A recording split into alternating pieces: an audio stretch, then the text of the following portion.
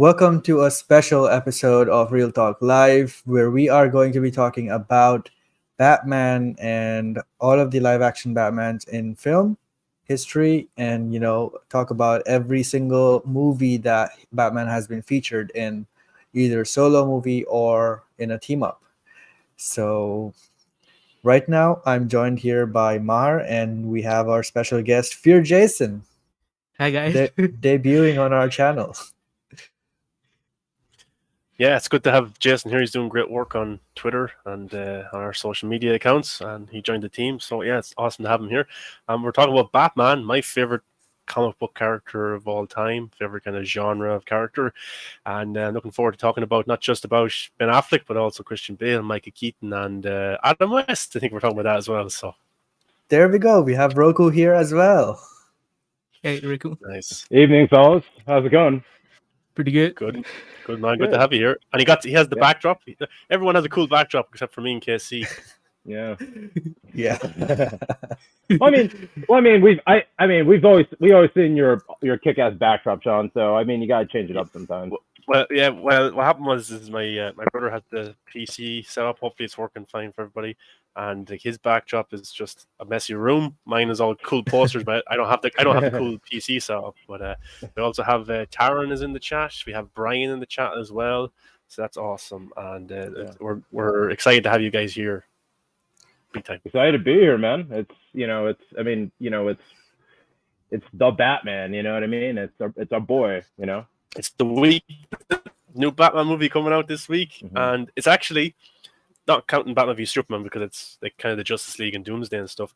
This is my first solo Batman movie since Dark Knight Rises, and that was my first one. The Dark Knight Rises was the first movie I got to see in theaters of Batman. Oh wow! Same here. Yeah, so Really? we're that generation. We're not. Damn. Yeah, but like I wasn't really into movies in 2008 when The Dark Knight came out, and then. Of course, I seen Batman v Superman open at night, but that's not a solo Batman movie. No. You know? Yeah. You missed Dark Knight in theaters? Damn, Yeah, dude. I didn't. Wow. I didn't. I watched it actually. The first time I got to see it was not even from the start. I was upstairs. We went upstairs here, and the TV was on, and Heath Ledger's Joker came on. I was like, "Oh my god, what the hell? This is amazing!" And then that's how I got into like reading about how Heath Ledger passed away and the character and stuff like that. Mhm. And then I watched the trilogy and fell in love with it. Thought it was awesome. Awesome. We'll be talking about all the movies beginning from, the 1966 Adam West Batman movie, all the way up to the most recent one that has been released yet, which is Zack Snyder's Justice League. And, before the Batman comes out, I know that that's the latest one, but it still hasn't released. So, yeah. When is everybody seeing the Batman? I'm seeing it March 4th, so Friday. I'm seeing it. Yeah, I don't Friday. know what time yet. Friday as well. Tuesday. Damn. Lucky you. Look, it was the fan IMAX screening thing, all right. And I just want to say, okay, so I fought to get a lot of tickets early, whether it's concerts or movies. These went out super fast, man. Like, I'm surprised I was able to get it. And I had to pay like $50 because it was going to be me and my friend. So, just saying, crazy. it better be worth the $50, or otherwise I'm going to be demanding Matt to give me a refund. It's Matt Reeves. It's Matt Reeves. That guy can't make a bad movie, even if Warner Brothers got involved. Famous last words, but Yeah, exactly. These don't come to haunt you at all, man. Yeah. Damn. Hopefully everything is fine. Hopefully. Yeah, I know. I'm just messing with you, man. I know. Yeah, I know. It's like you're always like kind of worried about a comic book movie, especially with Warner Brothers, that something's going, because Matt Reeves. I don't know if you guys saw it. He came out last night in some interview and he says that some of Barry Keoghan's scenes were actually cut from the movie. So Yeah. hopefully that was his choice and not the Warner Brothers saying get him out of the movie. But he's still in the movie. He just doesn't have as much screen time as he originally had, which is disappointing. Disappointing for you, Interesting Mar. Yeah, well, he's Irish, and I was told months ago that he was playing the Joker in the movie. I don't know if it's true, but I was told that by someone who's close to his camp. But like, I didn't want to come out first and say he's playing the Joker because he could have been cut out, It's and a now he is spoiler? cut out. So Yeah. it could be a spoiler. I don't know. I don't know. He could Yeah. be playing. It's a mystery right now who he's playing. So Or it could be kind of like a Ninja Turtles thing. You remember when like William Fichtner said he was playing the Shredder, and then came out and said that he wasn't playing the Shredder. He was just some foot scientist dude. So I mean, it could be a Who knows? misdirect, big time. Yeah, it could be. Yeah. It could be. So we'll find out. Well, you'll find out Tuesday probably more than we will. yeah. And when you I'll find be, out, just let us know. I need to know if I'm a scooper or not. But well, I got a mean poker face. All right, you'll never know. yeah. Shame I couldn't use it for poker. It's sad. But is Casey and Jason, are you guys going to go cold from social media on Tuesday? I am Hello? kind of habituated to this. I can control getting spoiled because firstly my reflexes are too fast for this stuff. Even if I see a single thing related to Batman, I can just easily scroll. So that way I have been able to avoid. But even then, I usually don't go much on the timeline anyway. So from the first, I'll definitely not go in the timeline. And Yeah. I am fortunate enough to have people, my followers and mutuals, fortunately don't spoil things for me by sending them in DMs. So Yeah. I'll be safe. Casey, I'm gonna have to remind everybody about this as well because you spoiled the ending of Loki. Look, man, you were late. I'm You sorry. bastard! It was early. It was still early. I was right. I was got up, did my. You were workout, liking stuff from the had my episode. lunch. I was not. I was not. It must have been delayed likes from the night before or something. I don't know. But I was planning my day around, getting ready to watch Loki, and then next minute he I got a message from Casey. They did it. They introduced Kang. Kang the Conqueror. Oh my god! I was like, yeah, I haven't seen it yet. So, but I knew he was going to show up anyway. I knew he was going to show up, so it wasn't that bad. But Jason, are you going to go cold on social media, or what are you? Yeah. Yeah, I have to stay away from Twitter. Yeah. Spider-Man No Way Home got spoiled for me. That they showed Andrew before the Andrew's picture showed on my timeline. Oh, I thought it was a fake. Then I went in, then it actually showed up. Yeah, I was annoying. lucky enough to not get spoiled for that movie at all, and I know 'Cause I saw how so many spoilery it fan was. pictures. Yeah, Yeah, John I Campbell. couldn't tell the difference. I haven't seen the John Campbell leaks at all. I was sleeping while that whole thing, went on, and when I got to Twitter, by then I knew that there were some actual leaks, and I just avoided them. One thing's for sure, Yeah, no because one's inviting campy at premieres anymore. Yeah, Yeah. Yeah, exactly. But like he even got more pictures of Doctor Strange too. He said on his show, and then he had to check with people to see if they were real or fake or not because he was going to post them again. I was like, John, just stop. yeah. But I remember that night. It was like 2 or 3 o'clock in the morning here, and I have his notifications turned on for Twitter. Like I have all the kind of YouTubers that I watch, Robert Meyer, Burnett, all those guys. I have the notifications turned on, and I was like, I think I was like one of the first people to actually see it. Him tweeted. I'm like, what's he doing? Is that Photoshop or something? What's he doing? And then like he deleted it, and I'm like, oh my god, he just spoiled. And I didn't mind Toby and Andrew that much because I knew they were going to be in the movie. But what I did kind of get annoyed at was the Matt Murdock Daredevil one because I wasn't sure. Yeah, I wasn't sure if he was actually going to be in it or not because it was just rumors at the time. Then he showed up in the movie, and I just thought of John Campia straight away. I was like, I would like to see this for my first time on the screen. Yeah, dude, you have no idea how many people actually cheered during the scene, during the Andrew scene, the one that got leaked with the blue screen. He's on the railing. Yeah, during that scene, a lot of people cheered in my theater. Oh yeah, Well, my theater wasn't that mad. I think the one that got the biggest one was when the 3 of them jumped down in the suits. That was cool. But this is turning into a Spider-Man stream. I mean, I don't mind, but yeah, we're just waiting for people to join in. But I think enough people have joined in. And Tarun here says that this will be his first Batman movie a solo Batman movie that he will be watching in the theater, as he was too young to watch the Nolan films. Man, I feel bad for people who didn't get to experience these movies in the theater at the first, at the first time when it was released. And I now realize when other people say that stuff about older movies that I missed out on. So, yeah, What's the one movie you guys wish you were there opening night to see in theaters throughout the history of cinema? The Matrix. Ooh. Man of I Steel. mean, Oh, you didn't Steel? get to see Man of Steel. Yeah, I didn't man, see it I- either. I didn't see it either. Damn. I'm trying to think. I seen Harry Potter, but I missed that. Yeah, you know, Nice. it's hard to think. Fight Club. Oh, Oh, that's a cool. good one. Yeah, No, not Fight Club. Actually, no, take that back. Terminator 2.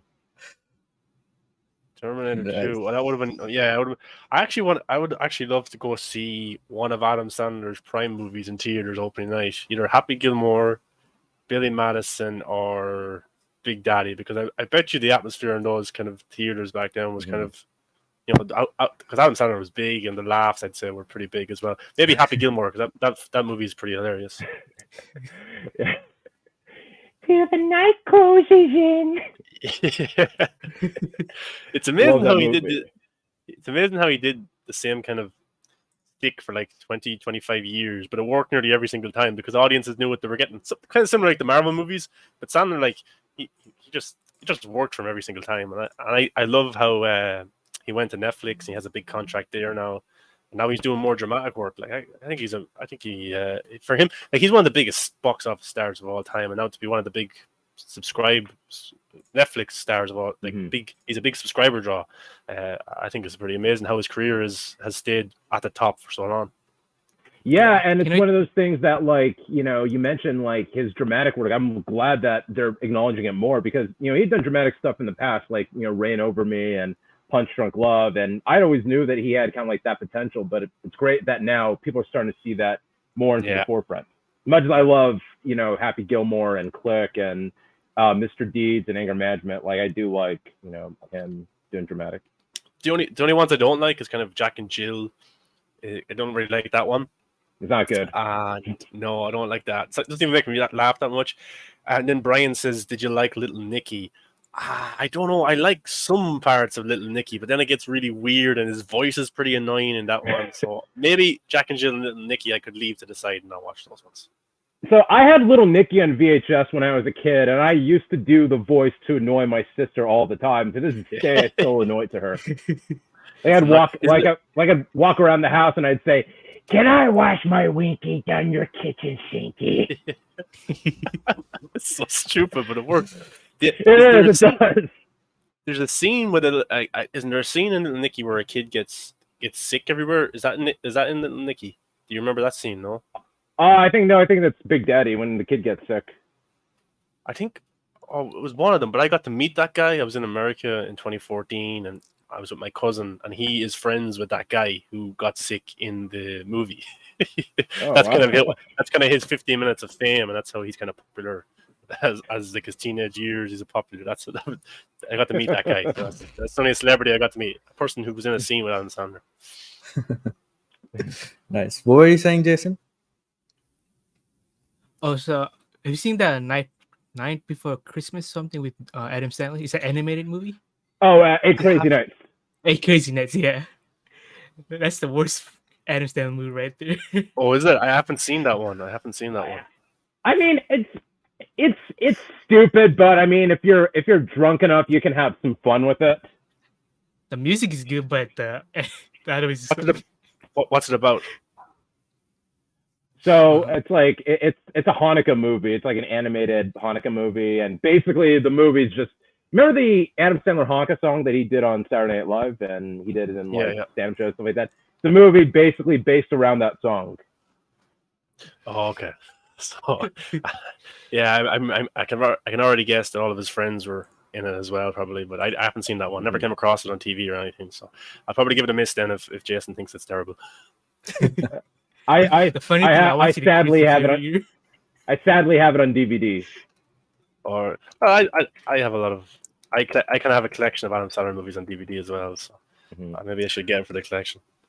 You should. But anyway, Yeah. we'll jump into the Batman talk now. Yes. So let's begin with the Adam West movie. How many of you have seen it? Am I the Really? only one that hasn't seen it? Yeah, apparently. Well, I own it on DVD and it's still in the packaging. I just never opened it and watched it yet. Oh wow. Dude, it's But, crazy fun. Yeah, I just say, like, now that you guys get into it, I would say, like, people can shit on the campiness of it all they want, but, like, at that time that was a big thing, and I think Adam West is great. I think the characters are great, and it's very dramatic. But I think what I have seen from episodes and stuff, it is fun, and I don't think it deserves the hate it gets big time. You know, it was the first big thing of Batman, really, and I think what we're getting this week, the Batman movie, Robert Pattinson, is the reason Adam West, you know, he laid the groundwork for all that kind of stuff. So, you know, he was the Batman first. Absolutely. And he was pretty good casting as well. I think he had a TV show which I didn't watch, but I saw the movie, and it was at that time it was very comic accurate, you can say, you know, because of how it was literally a comic put to screen with all the punching sounds and everything, the running style, the themes, the transitions between scenes. So all of that was very, very comic accurate at that time. How Batman was represented, you know. So according to that, I feel the movie is pretty much fun, and it has a cool story. It has all the Batman elements in it. Yes, it's campy, and yes, it's very cheesy and very, you know, 60s, but it was still fun to watch, and I enjoyed it. I was laughing throughout the movie, but still I enjoyed it. And that has to say something for the movie, because I'm someone who didn't enjoy the first Superman movie, as I feel like I just couldn't get through the movie itself. It's just horrible depiction of Superman to me. But maybe at that time, if I watched it, I would have liked it. But again, I watched the Batman movie late as well, but I still like this movie. So yeah, I think Adam West was a pretty cool Batman. He was a funny Batman. Every single gadget had a label attached to it, and all that shit was really funny and memeable. And obviously, it's classic, and you know, it will be remembered forever. So for that reason, I do like that Batman movie. Nice. Jason?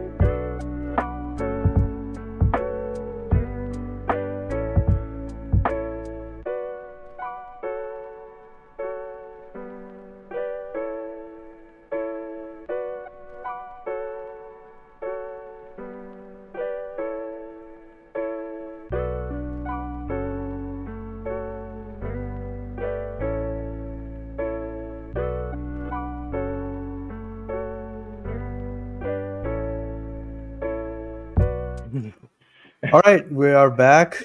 My laptop crashed for some reason, but yeah, we can continue. We're Jason. No, I think your part was cut off because the stream stopped. You were saying that your favorite kind of thing from the Batman '66 is the Batmobile. The Batmobile, yeah. Is there a reason you really like that one? I don't know. All Batmobiles are there, That one just like sticks out more. It's not Yeah. more practical inside of it. Yeah, as I was saying, as before this stream went off, Licorice Pizza, which I just watched, that actual Batmobile shows up in the movie, which was awesome to see for a split second. So that's cool. And is there one of the villains? Who do you think gives the best performance as one of the villains in that movie? That's a toughie right there. I like Joker, Riddler, Catwoman. the Joker. Joker, yeah. And Look, Catwoman. yeah, I think they do a great job. I think bringing the comic characters to life, big time. Yeah. Rokan, is there a character that stands out to you in that movie, or is there like anything that stands out? Riddler. I always loved Frank Gorshin's Riddler just because he would jump up and down and he'd do that really high pitched manic laugh. And I mean, granted, it's not like for me, it's not like my ideal Riddler, that's for sure. But he is so much fun as the Riddler. Yeah, and like I always loved this. We'll get to it, but I'd always loved Jim Carrey's Riddler from Batman Forever. I really like that performance. But yeah. So I do have to check out Batman 66. I will check it out because I do own a DVD. I'll have to crack it out and watch it. But I have some facts, just a few facts from the Batman 66 movie.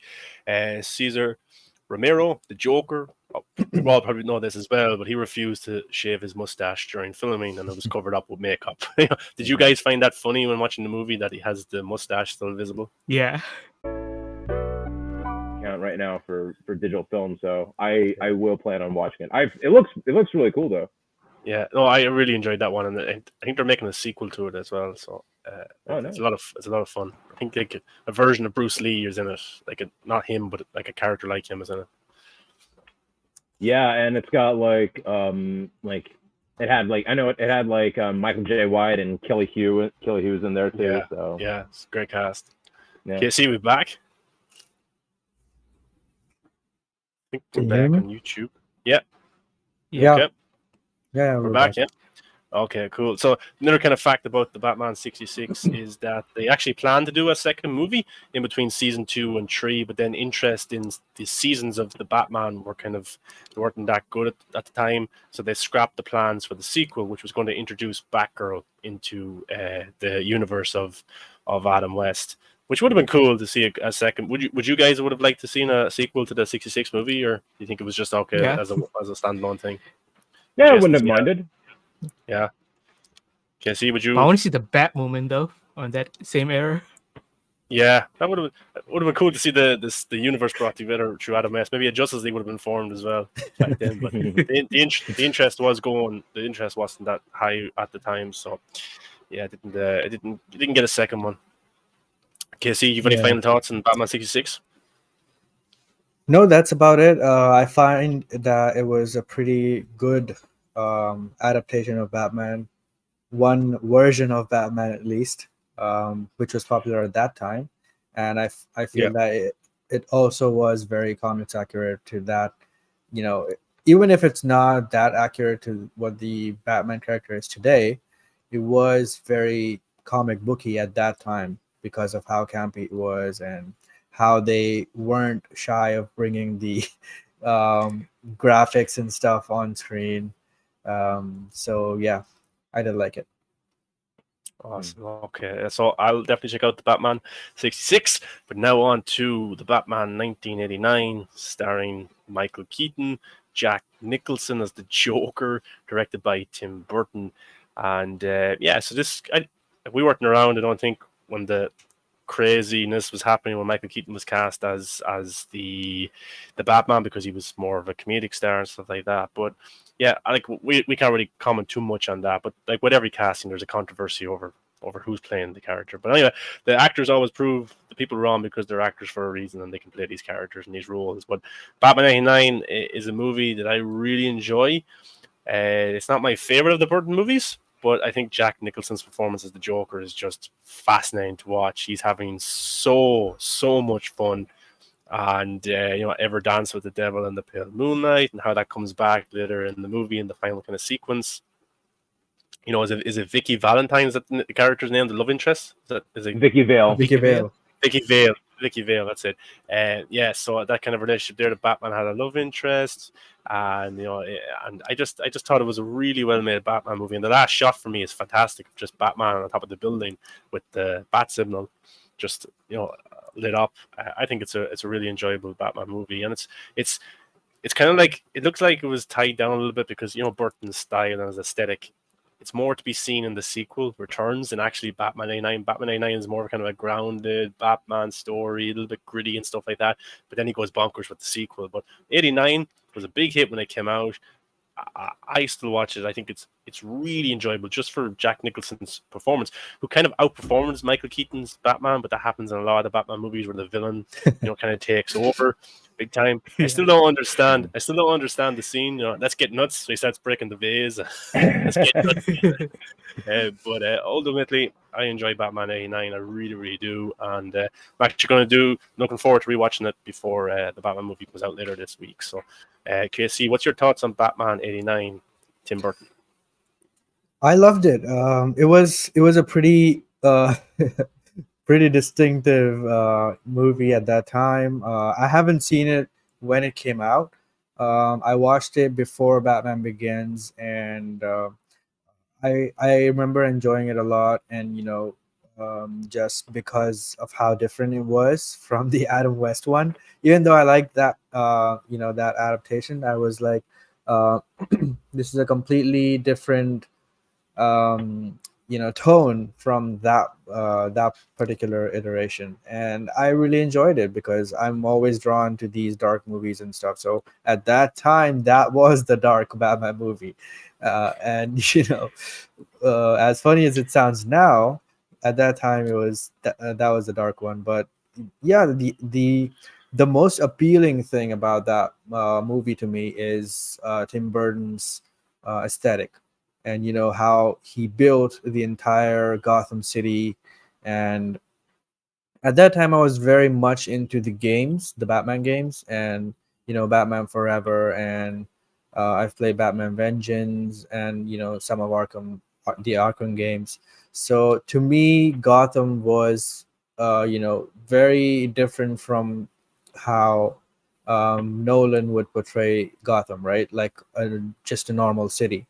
So to me, Gotham from those movies is like the best depicted Gotham because of how different it seems, and how it seems like it's from a fantasy world, and how gothic it is, how the weird stuff, how weird people's costumes were, and stuff like that. And of course, it went into full zany, territory with the sequels, which we'll talk about. But from that movie, it was very cool, and just the bat suit alone was such a classic bat suit. And Keaton was also a pretty good Batman. But yeah, Jack Nicholson's Joker was one of the highlights of that. And I wasn't alive at that time to experience what the hype was about the movie, but I heard that it was like very viral, and that movie just kept promoting itself just by the bat logo, no title, nothing. And that's pretty big, if that logo is just everywhere you go. And I can imagine how how hyped it might have been. But yeah, it's still a classic, and it's still some people's definitive Batman movie. And a lot of people just swear by it, and I think it does deserve that kind of high praise. And it just is one of those Batman movies that got everything right. Yeah, if you look at it, like it made 411 million worldwide on a $35 million budget. Awesome stuff for a dark, gritty version of this character after Adam West's version was like, that was the version everyone knew. And yeah, I know we have Michael Keaton returning after 30 years now. He's going to be in the Flash movie later this year. He's going to be in Batgirl, maybe another project as well. And I think people online underestimate the fan base there is for Michael Keaton's return. I'm very intrigued because I was just watching a clip earlier online of Batman 89, and I was just thinking to myself, this is pretty cool if you're a big Michael Keaton fan. Like, thinking he's returning. What has he been up to the last 30 years in Gotham City? What has been happening to this character? So I think it's pretty fascinating that he is coming back. Of course, we'd all love to be Ben Affleck staying, but he doesn't want to be, so we can't make him, and that's his decision. But Michael Keaton wants to be Batman, and he was asked to come back, and he said yes. So he thinks it's good enough to come back. But Batman '89, as you said, the whole aesthetic of it through Burton's eyes. Oh, and not to forget the theme, the only Batman theme. It's well, it's an Elfman team, isn't it? Yeah. People don't like Danny Elfman, but I think he made an iconic team for Batman. I think he did. I get chills when I hear it. I think it's pretty awesome. I like it from the animated series more because it's used there as well, right? So my first Batman experience was the animated series. So the theme was there, and the same theme was in the movie. So naturally, I loved the theme. Yeah, just before I let the guys get into it, kind of a negative I have is that they give backstory to the Joker, because my first kind of viewing of the Joker was Heath Ledger's, and he had no backstory, and that's what was fascinating about him.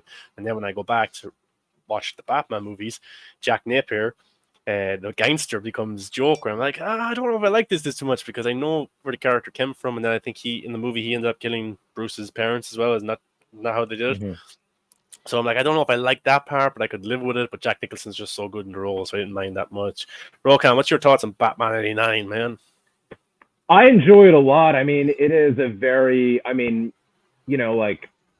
wasn't born around the time of Batmania, but I did grow up watching it a lot on VHS and later on to DVD. So I do have that kind of like attachment to it. And I do think I enjoyed a lot as, for that, but it's not my ideal Batman movie or even my ideal Batman. Really? Yeah. I still can have a lot of fun with it, mainly for Jack Nicholson as the Joker. I always joke that it's a case where an actor didn't even know they were being filmed. Like, he's that kind of like perfect as like that version of the Joker. Yeah. So yeah, I like that. I think Keaton is a really good Batman. I do not like the idea that he's overshadowed by the Joker, because the movie's called Batman. You know what I mean? So what can you do? They didn't even do his origin story until like the last half hour of the film. So it's stuff like that always kind of like annoyed me. And also the movie of all the the Batman films that we're talking about, the '89 Batman movie, and to an extent the '66 Batman movie, it does feel pretty dated. Like, it does feel like a super '80s out Batman. So, which isn't a bad thing, but it is something you have to kind of look to. So, yeah, I agree on that. Yeah, I agree on that. Yeah.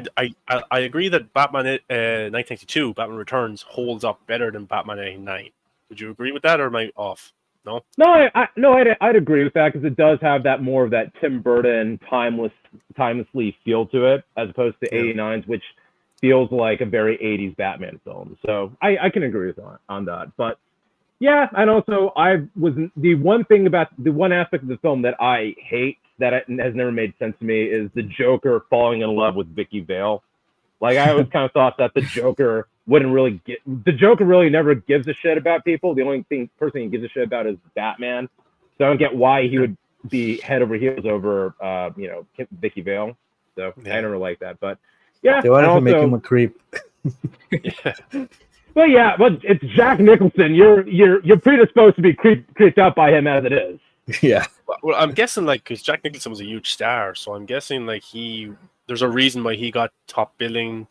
There's a reason why he got probably more like screen time in a way than Batman, and maybe overshadowed Batman, because Jack Nicholson was Jack Nicholson, like one of the greatest actors in the world at that time. So was he casted higher than Batman actually in the marketing? I think he was Jack Nicholson. Yeah, they put his Batman.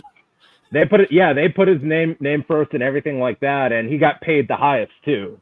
He did, and he was up till he got through all the box office and stuff. He came out with 60 million or something like that because of the box office that the money made, and his contract. Like, he made a lot of money. But is there a favorite? Do you have a favorite scene or a favorite quote from the movie? think my favorite scene of the whole film is when it's like right when he has like his little mob meeting after his transformation, and he burns the dude, the Joker, and he walks up to the guy and he goes, "I'm glad you're dead." Like I don't know why I like that so much, but I guess it's just because it's such a jokery type of moment. You know what I mean? You're messed up. You need to get help. That's what the problem is. Trust me, you're not the first person to tell me that. But I do think Nicholson's Joker does have the best one-liners of any live-action Batman or any live-action Joker we've seen. Just like, where does he get those wonderful toys? Is one I always love that one. You know, never rub another man's rhubarb. Yeah, it is fantastic, and it's very you're so on edge with the character. Like he's just crazy. Yeah? He could kill anybody at any moment. So. But absolutely. One more thing I want to bring up that I love, and I'll stop, is the Prince songs. Like I know people are kind of like dated on the Prince. People are dated on the Prince songs. I think maybe it's because I love them just because my mom is a giant Prince fan, and growing up she'd always play the Batman soundtrack around the house while she'd be cleaning up, and so I'd always have those songs kind of like stuck in my head. Yeah, I'm not a fan of that scene. I don't really like that one. The dance. The kind of dance sequence. So I don't really I'm not a fan of that. I rock the party. I rock the house. I rock the whole world, north, east, and south. Yeah, I could do with that being cut and stuff. I don't really want to watch that. One thing also we forgot to mention again with this movie was the Batmobile. That Batmobile is my favorite one. Really? Till date. Yeah. I just love how it's long. And it's very sleek. It's like a Ferrari or a Lamborghini. Yeah, I just love it a lot. Yeah, and the suit in this one is different from 92, isn't it? The suit, Batman suit. Yeah, slightly different. Which you guys prefer? I like the 89 suit more because it has that kind of like muscly humanoid type of look to it. Whereas like I think the 92 suit looks a little bit more mechanical. You know what I mean? Yeah. So it did set the tone though, like the 89 suit. It set the tone for how all the Batman suits before Affleck's were just these big, bulky rubber type of suits, and it was and Batman was in all black too. Do you guys think Michael Keaton's Batman a killer? Yeah. He is, isn't he? He's a killer. He slits throats with the batarangs. Yeah, he's a killer.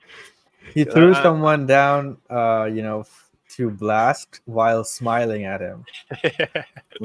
Yeah, he was deranged. It makes sense though, because this guy dresses up as a bat. He lost his parents. He's going to be on edge. But I don't care.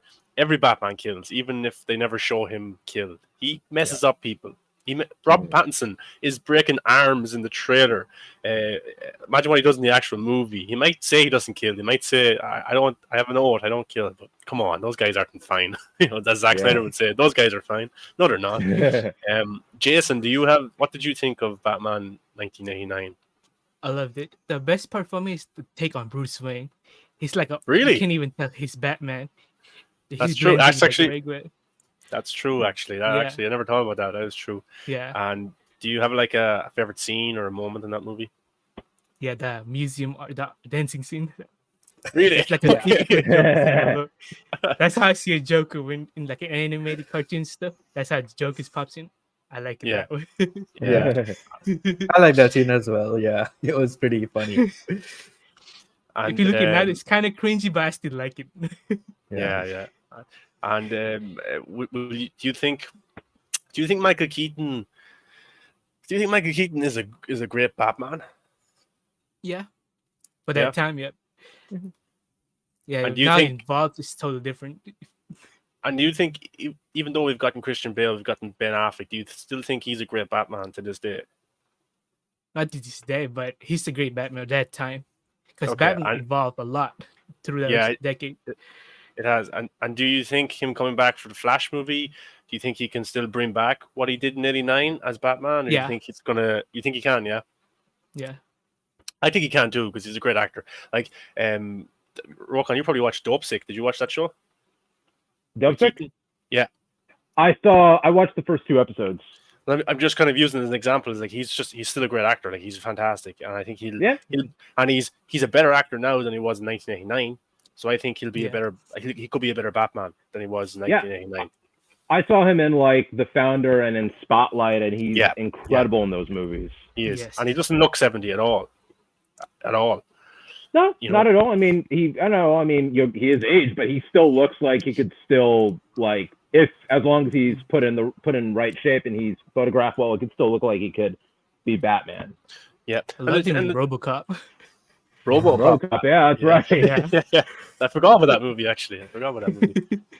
That's Sam Jackson. I've seen Michael Keaton playing it's a bad guy. Was Sam Jackson in that one too? Was that one? Yeah. 2014, I think that came out. Yeah. Forgot about that movie, but no, that's our kind of our thoughts on Batman '89. Casey, any kind of closing thoughts about the movie? No, that's about it. I'm excited to see him return in the Flash as well, and in Batgirl too, because I feel like he'll have more screen time and more of a personal story in Batgirl, as it's post switching the timeline and stuff after the Flash. So we'll see his flashbacks as well, because of how Gordon and Batgirl's backstory scenes are, and so I'm interested to see how that all plays out. I wouldn't say I'm excited. I'm curious more than excited. Yes, I'm intrigued to see what happens. But Taran says, when you see a Batman give a penguin tug a bomb, you know he's a killer. Yeah, exactly. He's a killer, 100%. Big time. But we have some kind of some trivia for Batman '89. Robin Williams was actually offered the role of a Joker, which would have been fascinating to see. But apparently, I think it would have been awesome. Oh, it would have been fantastic. Yeah. But apparently, Warner Brothers were using him as bait. They were trying to get Jack Nicholson to accept the deal, but Jack Nicholson wouldn't. And then he heard Robin Williams was being offered the same role, and then he wanted to take it. And then Robin Williams was so pissed off at this that he was supposed to be the Riddler in Batman Forever, but he turned that down as well because he was still pissed off at Warner Brothers, and he wouldn't work with the studio again until they apologized for what they did. So he was pissed off at that big time. So Warner Brothers have been upsetting their greatest talent since 1989, probably before that as well. But and then we talk about Jack Nicholson. Due to the percentage gross of the movie, he took home $60 million for Batman '89. Crazy, unbelievable, even for that time. 60 million he took home, and Michael Keaton was unable to hear while wearing the batsuit. He said that his claustrophobia helped to get him in the proper mood to play Batman. It made me go inward, and that's how I wanted the character to be anyway, to be withdrawn. So he couldn't turn his neck and he couldn't hear. So he was a deaf Batman who couldn't move, and it's no different now because he's 70. He's 70 years old now, so it's no different now for the Flash. He's deaf and he can't move his neck. So that's we still don't know that for sure. Maybe they will keep his style the same, because a lot of people actually like that. He's 70. I'm joking. It's a joke, Casey, because he's 70 now. I think Jason got it, but Casey didn't. So I mean, he's running around in action movies, like doesn't feel like he's 70 at all. No, and I know that people are calling him Grandpa Batman and stuff like that. But like it's I mean it's in consolation I call him geriatric Batman. So there's that. But it's the movie business. He's in a suit. You can just get a stunt double in, which they're doing, so it's going to be fine. It's not going to look like he's 70 at all. So he posted his Batman shadow picture on Instagram recently, and that just looks pretty good. And he was hunched over because he can't straighten his back because he's 70. Yeah, but like he's in a Christian Bale was in a grounded Batman universe. Michael Keaton is in a sci-fi supernatural universe. So him running around, jumping across buildings, even at his age, makes sense for the world that he's in. You know what I mean? Yeah. It's not that complicated. But Casey, will we go on to Batman Returns? Yeah. Are you going to take it, or will I take it? You can go ahead, because I really don't remember that movie much. Oh, I love that. I love Batman Returns. Okay, Batman Returns came out in 1982. Sorry, and of course Tim Burton returned, Michael Keaton returned, Joker did not because he was dead. Danny DeVito was added to the cast. Michelle Pfeiffer as Catwoman. Danny DeVito, of course, was Penguin. Christopher Walken came in. And we also had, the same Alfred, Michael Gough, is that how you pronounce his name? He came back, of course, same Commissioner Gordon, all that kind of stuff. So, the kind of plot for this movie was while Batman deals with a deformed man calling himself the Penguin, wreaking havoc across Gotham with the help of a cruel businessman, a female employee of the latter becomes the Catwoman with her own vendetta. So this is I think this is one of the most Tim Burton movies that Tim Burton has ever done. Yeah. And it's probably the reason why it got mixed reviews, and it didn't make as much money as the first movie did at all. I think it made over like 200 million. And I think there was a big controversy with kids watching the movie. It was too dark. Parents made a big deal about it and all that kind of stuff, which led to them kind of wanting the third one to be switched up. And then, of course, Joel Schumacher came in and Val Kilmer and stuff like that. And Burton and Keaton walked away. But, I love this one so much. I love the snow. I love just the setting of it all. I think they actually shot this on us. Like, I think they built the sets. The snow globe. Yeah, I think they built the sets for this one, so it was all kind of indoors and stuff like that. So I think it looks fantastic, and I loved Danny DeVito. He's just he's disgusting as the Penguin, but it's just fascinating. You also have Michelle Pfeiffer as Catwoman, and this movie kind of added sci-fi elements to it because she drops from the top of a building and she should be dead, but she comes back to life because cats are licking her. I don't know how it makes sense. It doesn't, but let's go with it. It's Tim Burton's Batman universe, and. I think this is where Michael Keaton came into his own as Batman for me. This is where he became Batman, and this is the version of Batman I'm excited to see in The Flash from Batman Returns. I love the suit. I love the opening scene of this one. It's creepy with the baby going down the stream. Like that gives me nightmares to this day when I watched it when I was younger. Like I don't remember watching the entire movie, but I remember that scene with this baby. He's just screaming going down this stream. He's deformed. The parents don't want him and stuff like that. And then I love kind of the action scene where Batman is taking down the thugs in Gotham City, and it's near the end of the movie, you just get weird with the penguins, actual penguins with penguins. That was weird, but I was all for it. I was invested into it big time. Christopher Walken is Christopher Walken. He's fantastic in anything, like his voice and his accent and stuff like that. So it was cool. But I'm a big fan of Batman Returns. It's actually my third favorite Batman movie of all time. It's my second favorite solo Batman movie because Batman versus Superman, Justice League, kind of stuff. I would have The Dark Knight as my top, and I would have Batman Returns as my second. I love it that much, and I just love the whole aesthetic of it. And I wish that Burton came back and made a third one.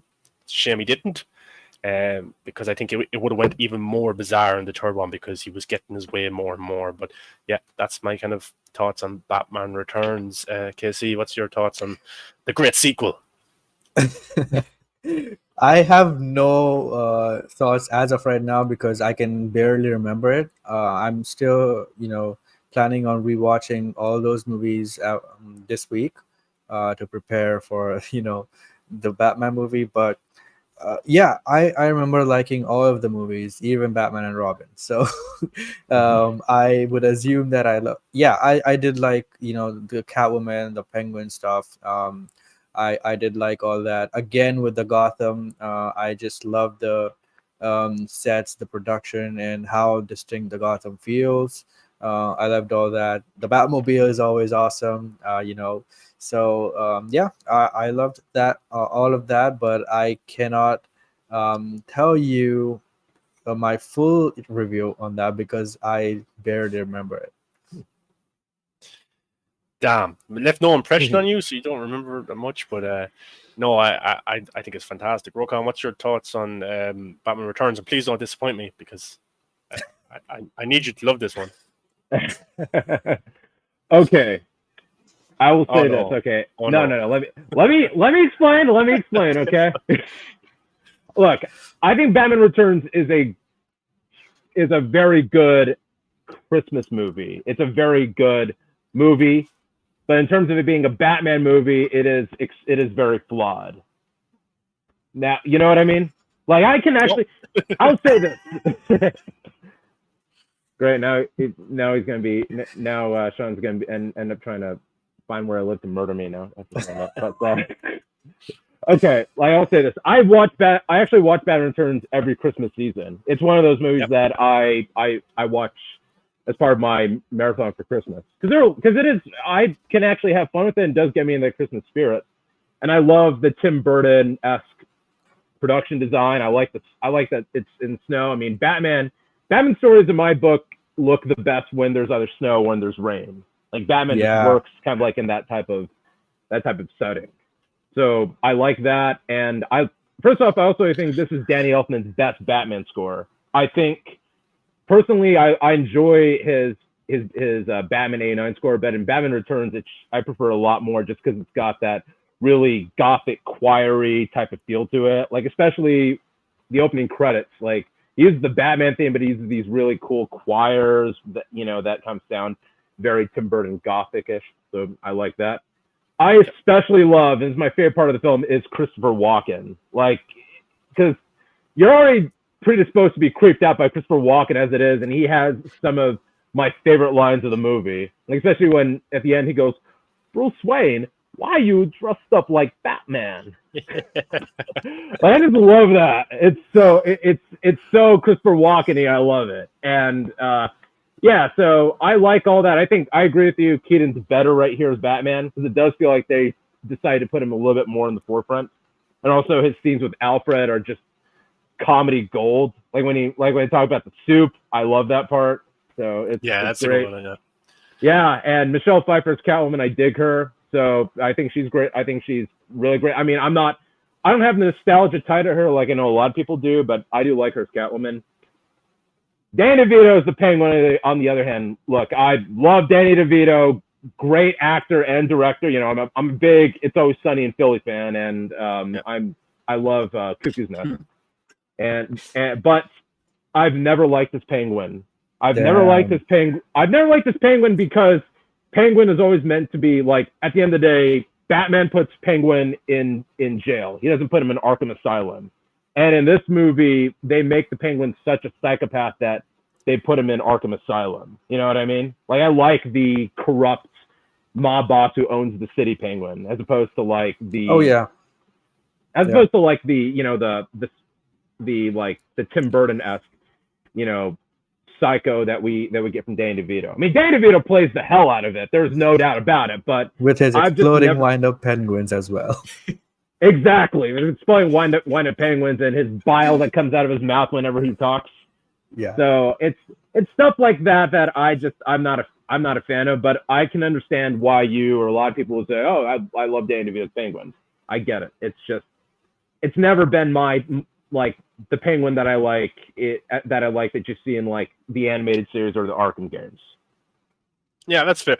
But I do love I don't love him as the Penguin, but I just find it so he's supposed to be a villain, and you're supposed to be scared of the villains, and I'm scared of him as a kid watching this movie. Yeah, and I'm still kind of freaked out at him and stuff like that. So I think that aspect's pretty cool.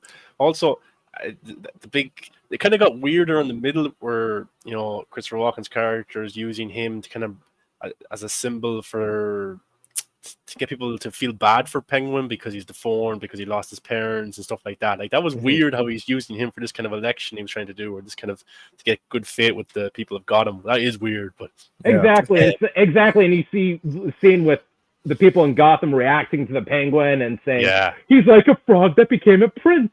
It's like, I just kind of going like, wait, what?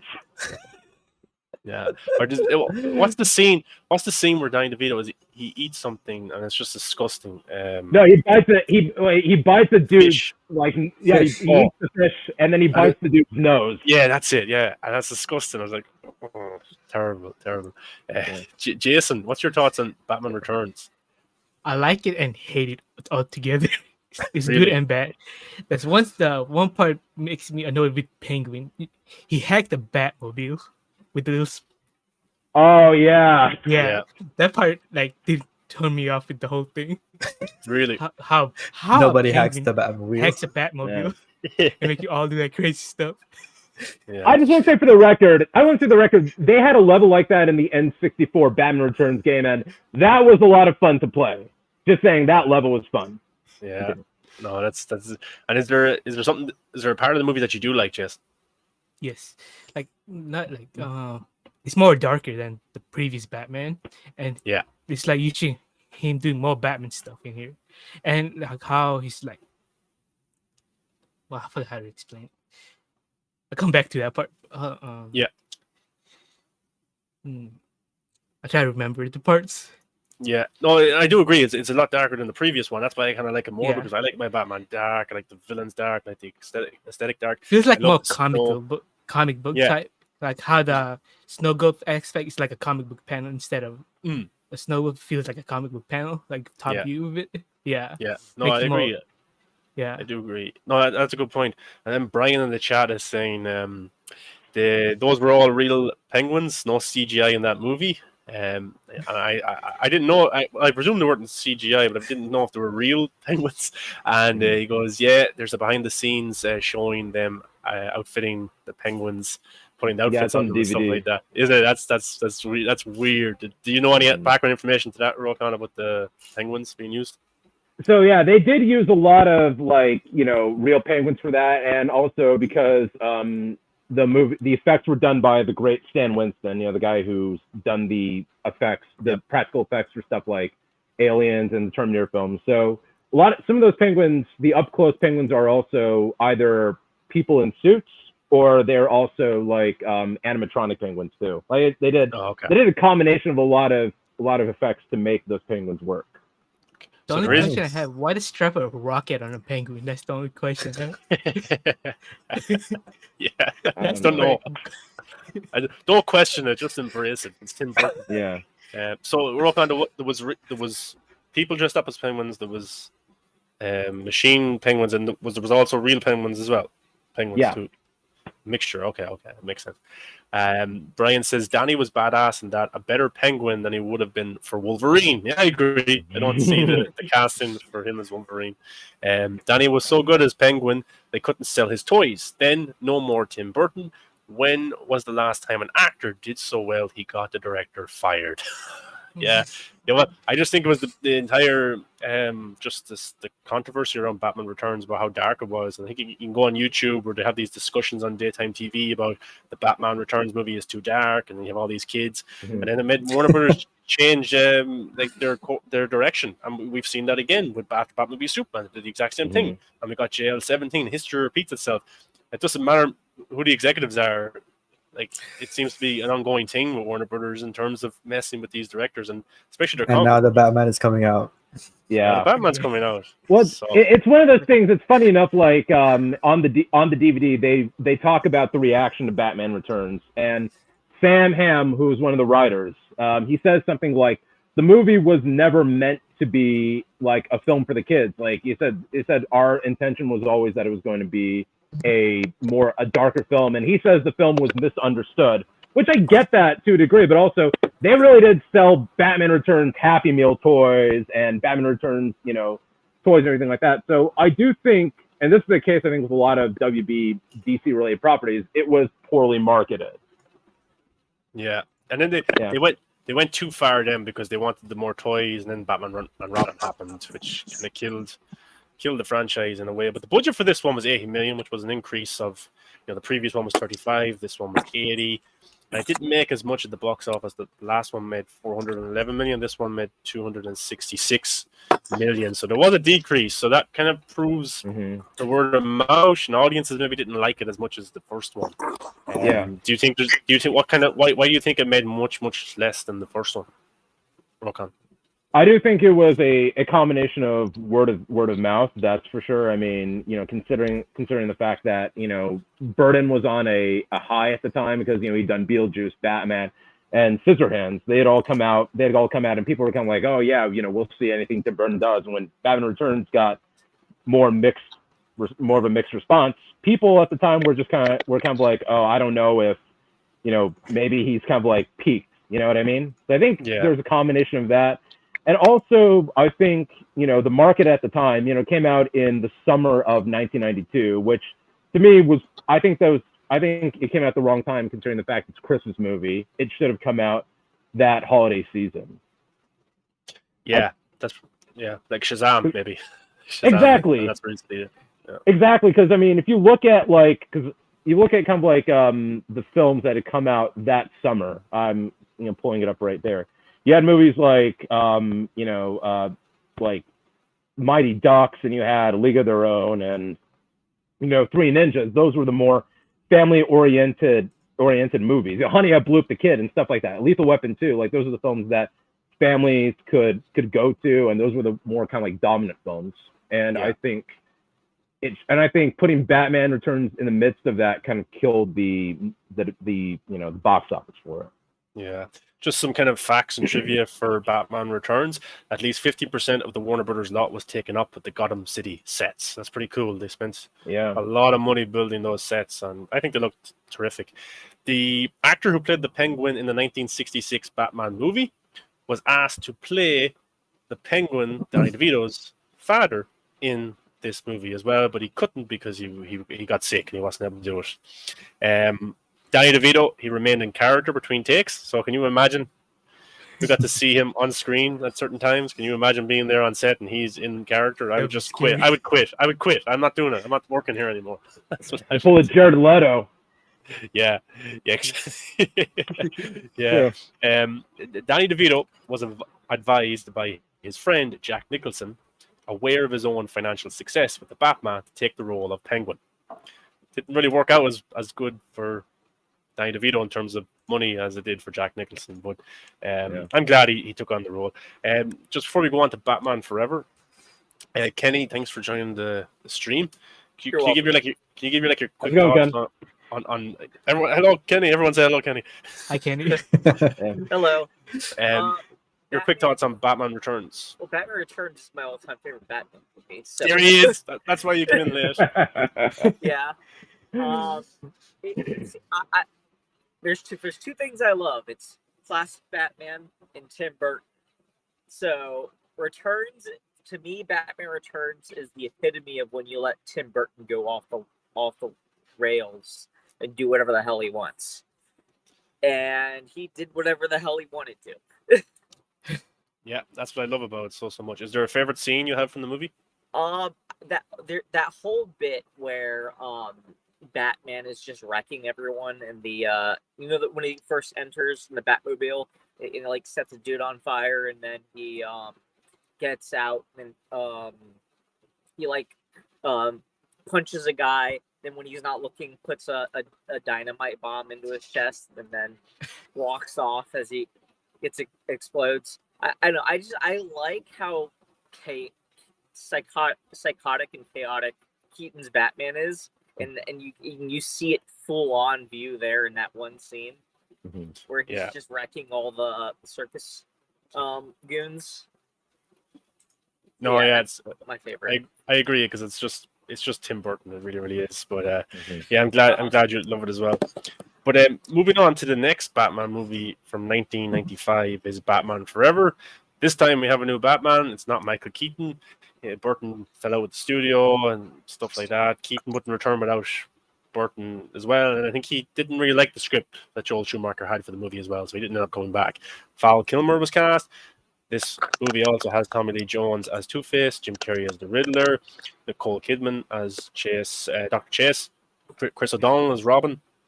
And we have the same Alfred and Commissioner Gordon. So it's kind of the same universe. I don't know. It's kind of messy. It's different parallel universes, timelines. I don't really know anymore. I don't think they did as well. But yeah, and then the kind of plot for this one is Batman must battle former District Attorney Harvey Dent, who is now Two-Face, and Edward Nigma, the Riddler, with help from an psychologist, which is Nicole Kidman's character, and his sidekick Robin. So. Do you know any other information about why Keaton didn't return Rokan or anything like that? All I just knew was the fact that he did not like the script, he didn't like the direction, and he felt after Batman Returns had gone down and how Burton had gotten burned out with the studio at the time, he just was not comfortable with coming back. The thing is, Keaton had said that he wanted the third Batman movie to actually tell more of the origin story. He straight up said to Burton and the execs, he straight up said, we got to see how he came to be. Yeah. So he really wanted to do a Batman Begins type of Batman movie. And when when Burton had fallen out of the studio and how Schumacher wanted to go in the direction of bringing Robin in, Keaton just was kind of like unsatisfied with it. So that's all it is. That's how it is. And Keaton actually straight up said that he turned down a ridiculous amount of money because they were going to pay him a stupid amount of money to come back. And he turned it down just because he only wanted to do it with Tim. Yeah. Well, this movie was a success. It had a higher budget, 100 million, but it made 336 million worldwide. I think it was one of the highest grossing films of that year, maybe top 3 or something like that.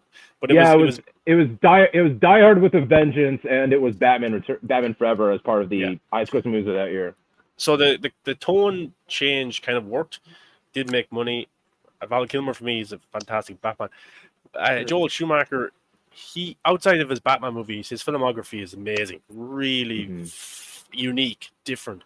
But I also think he's like Zack Snyder in a way. He's kind of a team player. He'll listen to the studio a lot of times. He wants everyone to be happy, that kind of way. And I think that's what he did with the Batman movies, and he even admitted that as well in the behind the scenes features, that he did kind of say yes to a lot of things that maybe he shouldn't have, and especially with Batman and Robin. But for me, I really like the style of this one.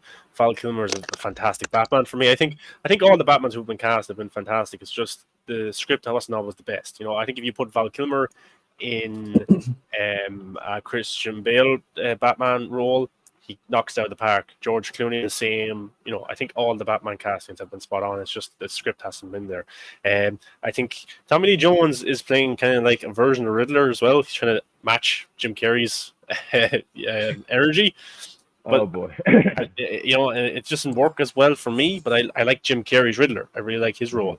I love the scene. I don't know the name of the song, but he goes home and he has kind of the riddle machine there.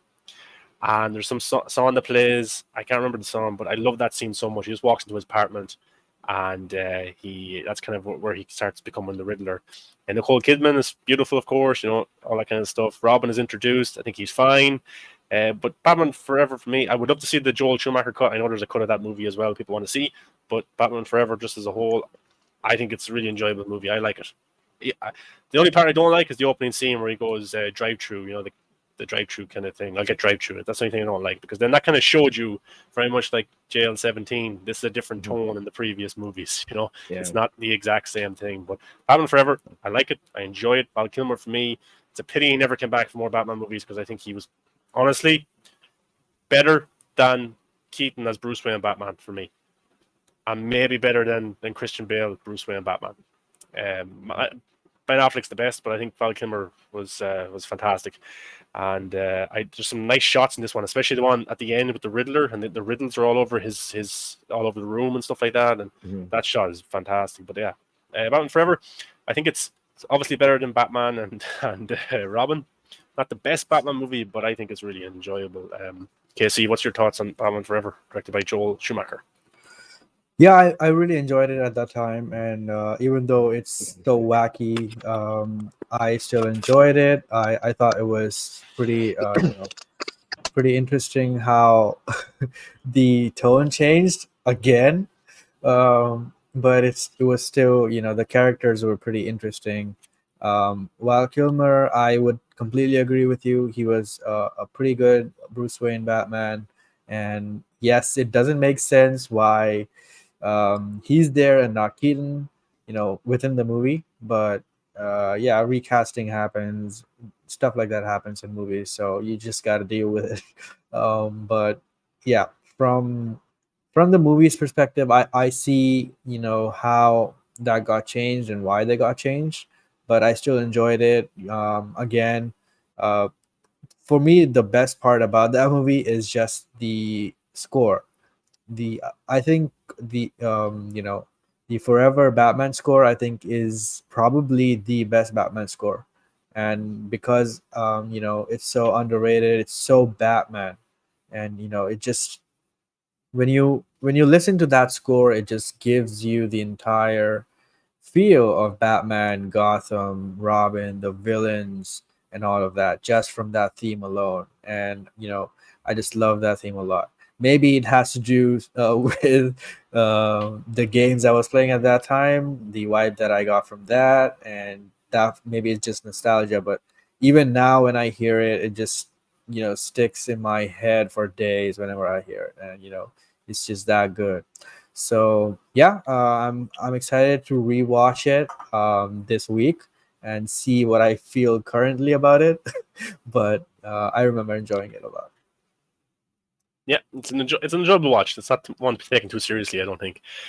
Jason, Batman Forever. What's your thoughts on that movie? It's enjoyable. Like it's definitely totally different color tone from the previous Batman movies, and how the recasting of Bruce Wayne looks. I kind of like his take on Bruce Wayne too, because you ain't able to tell who's Batman right there. Well, he's like all good looking. Who's gonna suspect he's Batman? Bruce Wayne? Are you saying Keaton is not good looking? Compared to Val Kilmer, kind of. Yeah, Yeah. I agree. No, Yeah. He was a heartthrob, wasn't he, Val Kilmer? And the best part of the movie, I just like the when Batman does a smile, like the smile after visiting Vicki Vale. Not Vicki Yeah. Vale. Yeah, the Vicky. Yeah, when they like, when he turns away and he gives the kind of smile. It's kind of weird, but Yeah. it's funny. But yeah, once Did you, which And of I the villains? don't. The Yeah, go ahead, villains sorry. I didn't enjoy for the Okay. Two-Face. It's like watching Riddler and Two-Face all in one. Yeah, It's That like was weird. they try to do out each other, like who's more funnier. Yeah. It's just not makes the Two-Face more cringe if you think about it more, because there's like watching to get both of them all in one face. Yeah. Pretty much. yeah, it was, and that's weird because I think was it the year previous, Rokan, that Tommy Lee Jones won an Oscar for was it what's it called? The Fugitive. Yeah, did he win an Oscar for that? Didn't he? He won the Oscar for The Fugitive. Yeah, it was like back in like '93. Yeah, and then he takes up this role in such a comedic way. I thought he would have taken a more of a serious tone to it. It was so weird how he just. Well, in fairness, though, Tommy Lee Jones had also played a very loud and over-the-top dude in Natural Born Killers, which I think that had translated into him, and also I think also is from direction, which I'll get into more talking about that when Jason's done. Yeah, and I like the Riddler on this one. It reminds me of Dave Pena for reason when he ever does the jokes. That reminds me of Dave Pena. I don't know why. I bet. Yeah, Dave the Film Junkie is the Riddler. But is there anything else you want to add to that kind of about the Batman Forever? It's pretty enjoyable. Like there's nothing much to say to it. Yeah, so not much to go deep into. Kenny, what's your thoughts on Batman Forever? Oh, I like that one. I really like how it feels kind of like a mix of 89 and 66, kind of compiled into one movie. The tones definitely collide a lot, but I don't think that's an issue, at least for me when I'm watching it. Like you mentioned with the music earlier, the soundtracks I think is my favorite part about it. The soundtrack feels like it kind of feels like a modern-ish version of the '66 Batman soundtrack. Yeah, if that makes sense. There's a lot of parts in it where it kind of sounds kind of like '60s music, but in sort of a symphony kind of way. Yeah. And Schumacher, I think he was like he liked fashion. He liked kind of making that kind of stand out a lot more with the characters and stuff like that, which is something that I think it did come off well. It didn't look bad to me. I thought the costumes were on point. I thought like he adds that kind of sexiness to it, of all the characters and just the tone of it and stuff like that. That's what he did, and I think it worked out well for him. I do. Rokan, what's your thoughts on Batman Forever? So Batman Forever holds actually a special place in my heart because it's actually my very first live action Batman movie. Nice. I was born before Batman Forever had come out, and I had basically grown up watching. I watched the Burton Batman movies on VHS, but I remember my very first exposure to live action Batman was Batman Forever because the VHS was selling like hotcakes, and so. I remember my mom gave me Batman Forever on VHS, and she gave me the soundtrack, baby, right here. Nice. I still have, still have it. It still plays well. Which, by the way, Sean, the song you were thinking of was "Bad Days" by the Flaming Lips. Yes, the one great song. I do have kind of like that, like fondness for the nostalgia and kind of like the fact that I grew up in the midst of that version of Batman. So as for how I feel about the movie, look, I think the movie is fucking ridiculous. It's a lot. It's stupid, but I can have a lot of fun with it. Yeah. It's probably a guilty pleasure movie of mine, to be honest. Just because, like the bright neon lights all over the Batmobile, the fact that like Batman giving off one-liners like "I'll get drive-through" and things like that. It's ridiculous, but I can still watch it and have some fun with it. So that's how I feel about it. And Val Kilmer's Batman, I do think him as Batman is, first off, it's a great casting because Val Kilmer's an amazing actor. I love Heat and Tombstone and The Doors. Did you watch the documentary of Val? I did. Yeah, I was going to talk about that. Heartbreaking. Yeah. It is considering the fact that he signed on because he loved Batman when he was a kid, and he summed it up as every kid wants to be Batman, but no kid wants to play Batman because he felt like he was a prop in the midst of seeing what Tommy Lee Jones and Jim Carrey were doing. Yeah. They're adding themselves to it. So it is, it's sad when you read about that and you can rewatch Batman Forever and kind of like, oh man, he had pretty much had kind of like a bad experience with that, which I understand why when he mentions that. But yeah, as for everybody else, like I love Jim Carrey as the Riddler. I know it's not the comic accurate Riddler, but it's Jim Carrey basically doing the Frank Gorshin 66 Riddler. I don't care. I can have a lot of fun with that. Tommy Lee Jones, on the other hand, basically like I've never liked Tommy Lee Jones as Two-Face because basically he played the Joker. Yeah, like it's like Joel Schumacher or Tommy Lee Jones basically said, "Oh, villains have to be loud and crazy and over the top," and so he just did that, which sucks because Tommy Lee Jones is a great actor. He could have done like that, that evil, that big bad hard evil Two-Face that we see in the animated series very well, and I think it's kind of a case of him getting that direction from Joel Schumacher, and the fact that he's competing with Jim Carrey kind of made him want to up the silliness. Which, did you hear about that story with Jim Carrey talking about working with Tommy Lee Jones? Yeah, you can tell it again. Yeah. So Jim Carrey said that he was so excited to not just play the Riddler but work with Tommy Lee Jones, and he met Tommy Lee Jones for the first time at dinner. Like this is days before they're about to shoot their first scene with the Riddler in Two-Face's like lair, and they shook, and he approached him to shake hands, and Tommy Lee Jones shook his hand, then he whispered at him and said, "I hate you. I cannot sanction your buffoonery." That irony. Exactly. Which I was like, damn. Because apparently, I guess Tommy Lee Jones held resentment towards Jim Carrey because Tommy Lee Jones had like one of his movies come out on the same day as Dumb and Dumber, and obviously everyone went to go see Dumb and Dumber and not Tommy Lee Jones' movie, so he had that. All right. He had that like against him, so that was kind of what happened. So yeah, I mean yeah, so yeah, but also I dig the soundtrack. The soundtrack's amazing. If you guys haven't listened to the soundtrack, go do it. It's awesome. Yeah. And and also Chris O'Donnell as Robin. I do like that. I do like the kind of serious stuff Robin in a way, but also never made sense to me that Bruce Wayne would take in this 25-year-old kid. You know what I mean? Yeah. like I'm like what? Like they said, oh, Bruce Wayne, he can't find anybody else to say. I'm like, what did he? But I said he looks like a grown man. He can take care of himself. But Joel Schumacher, he didn't always want to make it so comedic and light. He actually wanted the darker Batman movie, but the studio insisted on a lighter one, and that's where he said, yes, okay, I'll do a lighter one. And yeah, we got the movie we got. Leonardo Dicaprio was in line to be Dick Grayson, Robin, but he turned it down, didn't like the script or anything like that. Michelle Pfeiffer, they wanted her to come back as Catwoman, but it didn't work out in the end. And Chris O'Donnell, the scene where he's in the Batmobile, he's driving the Batmobile. That's usually done by stunt doubles and stuff, but he actually wanted to drive it himself, and he crashed it. And then you talked about Jim Carrey and Tommy Lee Jones didn't really like each other that much, and so that's kind of our thoughts on Batman Forever.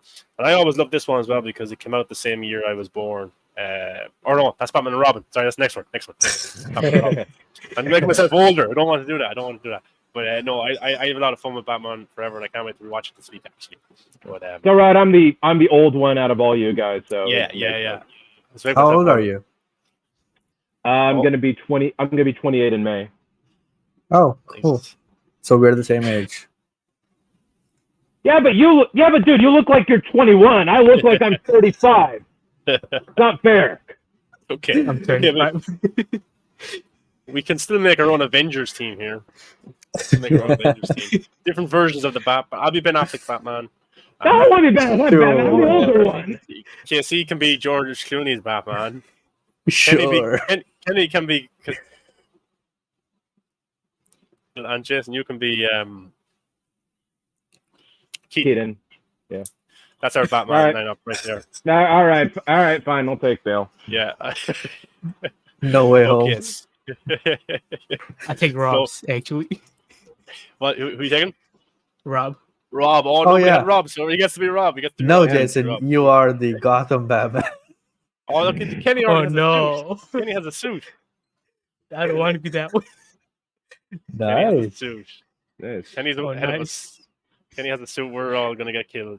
Yeah, we're. I mean. Yeah. So, next one is Batman and Robin. And I think this is a great movie because it came out the year I was born. That's what I was trying to say last time.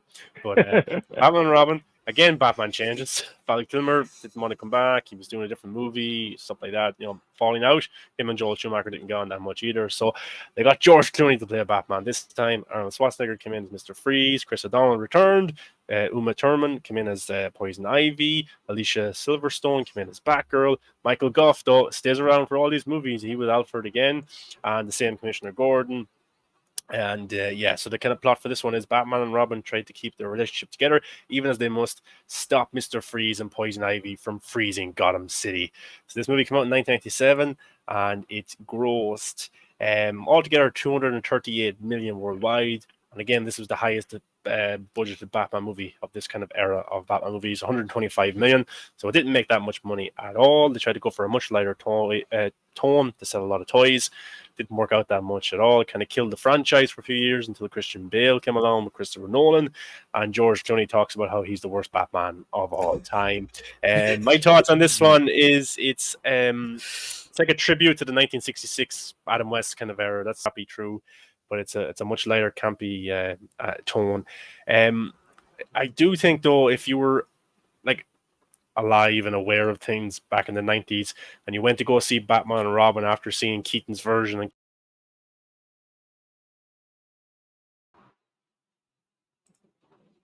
it probably was for a lot of people in a way, but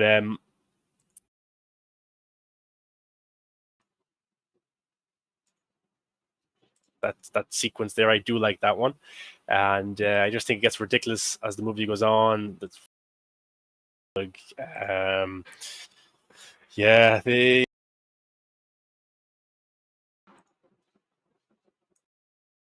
they filmed this pretty quickly after Batman Forever, so I just don't think it worked out at all in any way. It's not even a good, enjoyable Batman movie. It's just kind of a mess, maybe a fun mess for some people, I don't know, but I don't know where they went wrong with this, and it's a shame because it did. Yeah, it's like a parody, and it kind of killed the franchise for a few years. And it's a shame because I think George Clooney with the right material would have been a very good Batman. If he was in Batman 89 or if he was in Batman Forever, I think he would have done a pretty good job, but we'll never know. Arnold Schwarzenegger, just over the top, big time over the top. But it's the worst Batman movie. Yeah. And the bat nipples. Casey, you turned grey as well. Oh. This is what happens when you talk about the bat nipples. Everything goes crazy. God sent his wrath on any praise for the bat. Yeah, we probably shouldn't have talked about this one at all. Rokan, what's your quick thoughts on Batman and Robin? So getting into this. So like I said, I was born around this era of Batman, and so these were like my introduction to the live action Batman. And Batman and Robin, it's funny, I still own a lot of the merch that had come out from Batman and Robin. Like I still like somewhere in my parents' storage closet, there's probably like a box of like toys I played with, and one of them was definitely like a like the Robin, the ice suit Robin and Mr. Freeze somewhere in that house. And my grandma has my Robin Batman mug. Like back in the day, like they were selling these like glass Batman mugs at like McDonald's, and they would have like characters on it. They'd have like Batman, Mr. Freeze, Batgirl, and all of them. And my grandma has at her house the mug of Robin, so I gotta get that back from her at some point. I miss that.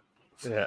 So, but as for the movie itself, yeah, it's not good. I mean, look, I had fun with it when I was a kid, but when I watch it now as an adult, I'm like, wow, this definitely does feel like a Batman movie made in the boardroom.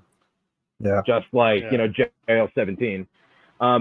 George Clooney is a great actor, one of the best. And I do think, especially when you watch him in like From Dusk Till Dawn and Ides of March, he could have definitely done a proper, Bruce Wayne and Batman, but it's clear he was told by Schumacher and the studio just to play it more campier. And even Clooney straight up says in the DVD, he says something kind of like, I didn't want Bruce Wayne to just, mope around his mansion and say, "Oh, woe was me." He says, I wanted him to be a much more lighter Batman, considering the fact that he has all this money and he dates the most beautiful girls in the world. He's like, he should be more happier.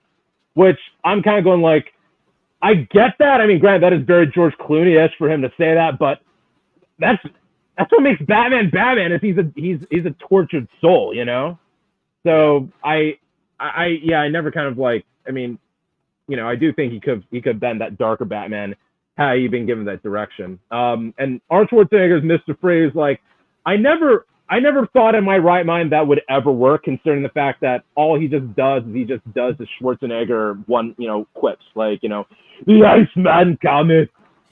Come on, sing. What killed the dinosaurs? The Ice Age. Stuff like that. His impressions are pretty on point tonight. Trust me. Like I used to do my Schwarzenegger impression to pick up chicks. Somehow it worked. Okay.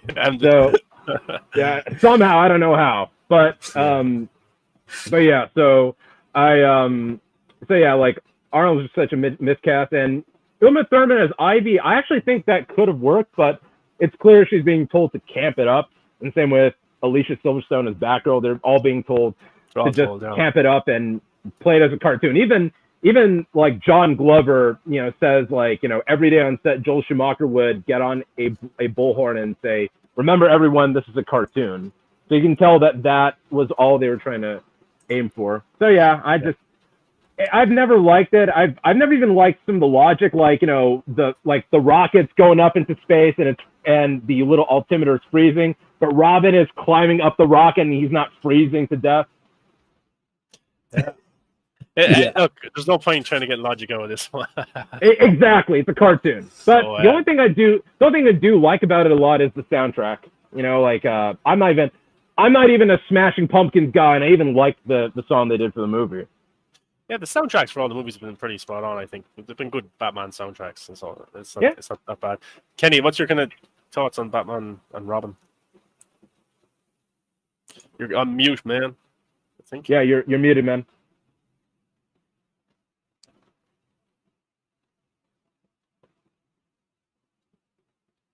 Yeah, they slowed it down. It was more of a slowed down version of it.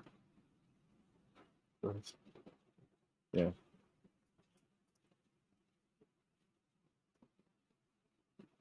Yeah.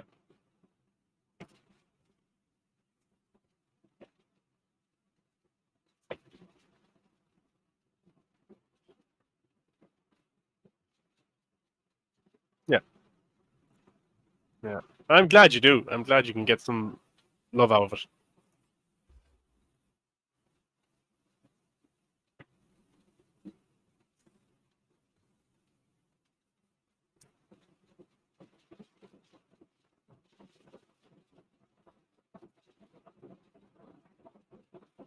And would you recommend Batman and Robin to people? Or would you just? Would you? Okay. What? So they can torture themselves? Or...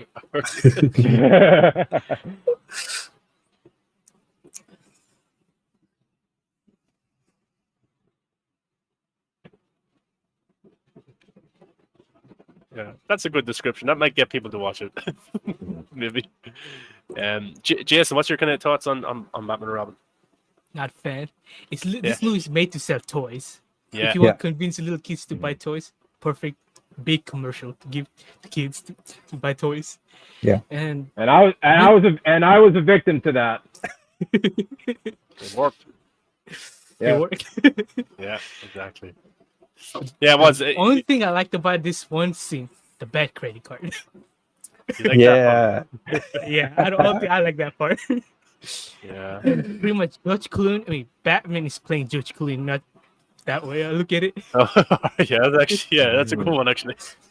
Yeah, I want a Batman credit card though. I want a Batman credit card. But yeah. I just like that when you see on the back credit card, like the expiration date is forever. Yeah. It's those little moments those little references that really make this movie fantastic. I was like, damn, what base does Batman go to? I want to go to that. That's his own bank, man. Yeah, yeah. Batman. Okay, so that's Batman and Robin. Next is on to the savior of the Batman live action franchise. Finally getting out of the camp, Batman. Getting out of the camp. I think the camera's about to run out in like 40 minutes or something, so we have to kind of power through these last few Batman movies. We gave all the attention to the 90s campy ones and stuff. But Batman Begins, directed by Christopher Nolan. Christian Bale is the new Batman. Michael Caine as Alfred. We had Liam Neeson coming in as he was Duke Carrey. He wasn't he was Ra's al Ghul, wasn't he? Yeah, it's Ra's al Ghul. Yeah. And then we had, of course, Gary Oldman as Commissioner Gordon, Jim Gordon, Katie Holmes was Batman's love interest, Killian Murphy as the Scarecrow. That's it. Okay, so this movie, it $150 million budget, made $373 million. Didn't blow the box office or anything, but the next movie did. And the kind of plot for this one was, after training with his mentor, Batman begins his fight to free crime-ridden Gotham City from corruption. So I thought it was a pretty good origin story. It's not my favorite of the Nolan trilogy. It's not one of my favorite Batman movies. The action scenes for me aren't done that well in terms of the camera cutting a lot. I don't like that. I like my As action opposed to what? The Dark Knight? Well, no, I just think Batman. I just think Dark Knight has like a better story to it. And you have the Joker, and you have that. No. I was just talking about the action, the fight scenes. And all. Oh, I know it doesn't improve that much either when the sequels go on. But I just think the story is better in the next two than it is in this one for me. And it's just the camera is cutting a lot. I didn't notice it until I went back to rewatch. And I don't think you notice these things until after you watch films like John Wick and Batman v Superman, because the camera cutting was just kind of a little bit ridiculous. But I enjoyed Christian Bale in the role. It's a fine debut as the character. It's a solid movie. I did like how it goes. I don't have to kill you. I don't have to kill you, but I don't have to save you. That's a brilliant one for me. I really enjoy that. And I think Gary Oldman is brilliant in anything, Mike Caine. So I think it's a solid entry. And I think the second movie is where Christopher Nolan found his feet and Christian Bale found their feet as Batman and the making of Batman. So yeah, Batman Begins, solid Batman movie for me. Not my favorite, but it's just solid. What's your thoughts, Rokan? Batman Begins. First off, I have great memories for the hype of Batman Begins, considering the fact that, like, this is the first Batman movie that I really was following all the hype for it. Like, I was, following every news, every casting decision, every trailer. Like, I was up on the message boards checking everything out. So it represents a great time for me. So yeah, Batman Begins is actually my favorite solo Batman movie. I'm a big fan of the origin stories right and there anything with like. Yeah, exactly. Like wise choice right there. I'm a big fan of origin stories like X-Men First Class and Man of Steel, obviously. So I like seeing the start of the hero, and I think Christian Bale was a great choice for Batman. I mean, I remember when I heard he was casting, my cousin said to me, "Oh, the dude from Reign of Fire is playing Batman." I was like, "Really? That's an interesting choice." And then you watch him in the movie, you're kind of like, "Yeah, he he nailed it completely, especially for it being this younger, realistic Batman. So I like that. Cillian Murphy as a Scarecrow, it's funny because I remember hearing that they were going to get Marilyn Manson to play the Scarecrow. Actually, they spoke with him about it, which to his credit, Marilyn Manson is a tall, lanky, creepy dude who fits the Scarecrow in that regard. But when you see Cillian Murphy as the Scarecrow, you're kind of like, it's perfect. Why didn't I think about that? You know what I mean? So yeah. I like the movie a lot. I got to see it at an early screening of it like 4 or 5 days before the movie came out. I won tickets for it on like the radio. So I got to see it first, and I got to tell my friends, "Oh, dude, you got to see Batman Begins. It's so good." So yeah, I have fond memories for that. I do agree the action is filmed horribly. I do think it was around that time with like movies like Bourne Identity and Fast and Furious, where their whole thing was, okay, we got to do our quick cutty action sequences, and Nolan didn't improve on action. I don't think he really improved on action until maybe kind of like Inception, but that's neither here nor there. But yeah, Batman Begins, I love that movie. It's incredible. It's that's good. Kissy. Yeah, this is my favorite one of the trilogy and my favorite solo Batman movie of all time. I think it's even better than The Dark Knight. I know that movie might be technically better made, and it's the most famous one, and it is regarded the highest among the comic book audience and all that, even the general audience. But to me, this is a better Batman movie because it still had a lot of the core Batman elements in it. Like for me, it's the Gotham City, the GCPD stuff. You have the mob families in there. You have the origin story. You have Ra's al Ghul. You have the training, Batman training, all that. You have Scarecrow. It was also a bit weird for Scarecrow to be the way it was because Nolan doesn't do much CGI. So I really appreciated how the Scarecrow looked when he sprayed the stuff.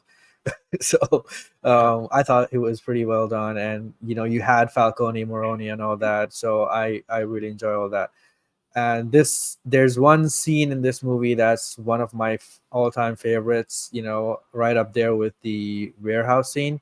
It's again a warehouse scene where it's the introduction of Batman, where it shows thugs getting beat down and taken away, but you don't see Batman at all. It's kind of like from their perspective, they're just running around scared, and then finally you see him drop on Falcone's car, and the iconic Batman line comes in there.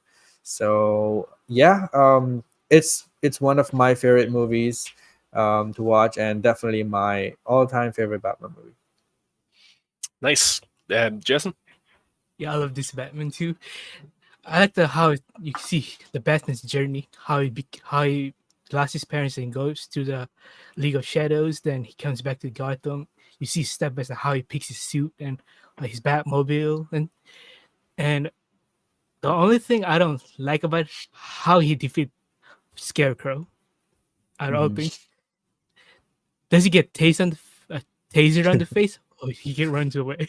That's the only thing I remember about seeing it. Yeah, he just get tased in the face. Yeah. Scarecrow is Runs up- pretty weak for what the character is. Yeah, I agree. But in the Gotham games, Yeah. Scarecrow just all this elaborate setup and stuff. But this one got beat up like that. Yeah. I do think the villains were weak in this one compared to the next two. And then after playing the Arkham games, Scarecrow and that absolutely scared me. But in the Batman Scarecrow is Begins, basically like Mysterio. He Yeah. gives you this Yeah, full just- world visions and stuff. they didn't go into it enough. They should have really delved into that kind of what you could do. I'd love to see Reeves do it. He probably might do that actually, but I think that was that. A downfall for me was the villains. Have you guys compared to played the next video two. game for the Batman Begins? Yeah, No, I haven't. No, was it That's a good? great yeah, game. I have Yeah. it on PS2. It's a great game. They got Really? they got Bale and Morgan Freeman and Katie Holmes, all of them into it. Yeah. Nice. Yeah, that's cool. That's cool. Yeah. He pretty much flashes the movie in the game. Oh. Really. Yeah. some kind of facts for the movie. Writer and director Christopher Nolan decided that there would be no second unit. So for the whole 129 days of the shooting, he oversaw every single shot of the movie personally. Because sometimes they have second unit directors that go off and shoot like the scenes in a different country or Should something like have that. used for the action, maybe. Yeah, he's like cut. Yeah, Christian Bale didn't like the suit. It is a bulky Batman suit compared to the Dark Knight, which he looked very slim, and so you could move around more. That was a conscious decision because he didn't like the suit making the first one.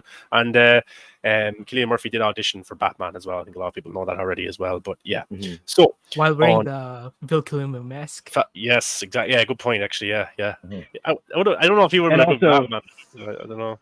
Yeah. And also, Gary Oldman was originally met for Ra's al Ghul because Chris Nolan originally wanted Chris Cooper to play Gordon, but after Chris Cooper turned it down, he looked at Oldman and he said to him, "I think you'd be a better fit for Gordon since you've never played such a good guy before."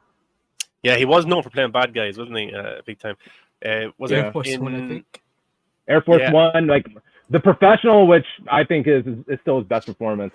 And the one Tarantino wrote, True Romance. True Romance, love that one. He was a villain in that as well. He was a Jamaican or something like that, I think, was he? Yeah, he's Jamaican, yeah. Probably wouldn't happen nowadays at all. Oh, no. Fifth Element, he's great in Fifth Element. Oh, yeah. He played a lot of villains, big time. So the next one for me is The Dark Knight, which came out in 2008. Directed by Christopher Nolan. Christian Bale returns as Batman. Heath Ledger joins the cast as the Joker. Aaron Eckhart plays Harvey Dent. Michael Caine's back. Rachel got recast with Maggie Gyllenhaal. Gary Oldman returns. Morgan Freeman, of course, he was in the last one as well. And so that's the most of the cast there. This movie, the box office just jumped up insanely compared to the previous one. And I had it here and after losing it, but it made over $1 billion anyway. Here it is. 185 million budget and made 1.5 billion at the box office, which was just a massive jump up, big time. And that's why I think general audiences see Christian Bale as the ultimate Batman, because he would play the Batman for the longest, made a lot of money and stuff like that. But the main plot for this one is when the menace known as the Joker wreaks havoc and chaos on the people of Gotham, Batman must accept one of the greatest psychological and physical tests of his ability to fight injustice. For me, this is the pinnacle of comic book movies. It is top tier. It's the greatest comic book movie of all time. And I love Zack Snyder's Justice League and Batman v Superman and Man of Steel. But for me, The Dark Knight is unmatched. It's untouched. It holds up to this day. If you watch it right now, it looks like it was shot this year and came out this year. It just looks fantastic to me. Heath Ledger, the greatest comic book villain of all time, arguably one of the greatest movie villains of all time. Such a good performance, absolutely insane. And the movie flows so nicely. The pacing is just perfect for this movie. I never get tired of it. I can watch it at any time. I could rewatch it again and again. I never get tired. It never kind of holds up for me in any part of the movie whatsoever. Heath Ledger is fantastic. Aaron Eckhart coming in as Harvey Dent near the end. It just perfectly blends together how the Joker tests the morality of Batman, and he's the one who creates Harvey Dent to kind of and Joker did win. Joker, he won. He got Batman to kind of break his rule, and Batman had to go into hiding and he had to retire because of the Joker. It's a pity Heath Ledger passed away, because I think he would have been a huge part of The Dark Knight Rises. But it's only a movie. At the end of the day, the guy lost his life, so it doesn't the movies don't matter at all. And it's a perfect movie. One of the greatest of all time, and it's yet to be matched for the best comic book movie for me personally. KC, what do you think about that? Yeah, I agree with you. It's definitely up there amongst the best comic book movie ever made. You know, whether it's DC, Marvel, old, new, whatever. I think it's definitely up there, and technically well crafted as well. And obviously it's Nolan, so he knows what he's doing. So yeah, even if you take out the Batman element of it, you know, just as a movie itself, it's a pretty good movie. And, you know, so just having Batman in there and the Batman story of it, the Joker aspect of it, the whole dynamic between him and Batman, it was all pretty well done. And I think, you know, it's definitely one of the most iconic movies of all time. And definitely, you know, it was impactful for a reason. And you only get that because a movie is perfectly made. And that's the case with this movie. And although the tone is similar to Batman Begins, but it's so wildly different as well, because of how dark political thriller it went instead of the origin story Batman movie. So I did like how, Nolan's kind of aesthetic, I think, was built with this movie. You see the same thing with Rises, you see Inception, you see Tenet, and Dunkirk. It's kind of similar to what Nolan established in The Dark Knight. So I think, it feels very Nolan-y, and yeah. As for the cast, was amazing. Obviously, Heath Ledger was amazing as Joker. The story was pretty amazing as well. And Hans Zimmer's score for this movie is still one of the all-time, best scores for any movie ever. And that score just elevates this. The scenes and the score just play well with each other. And there are far too many iconic scenes in this movie.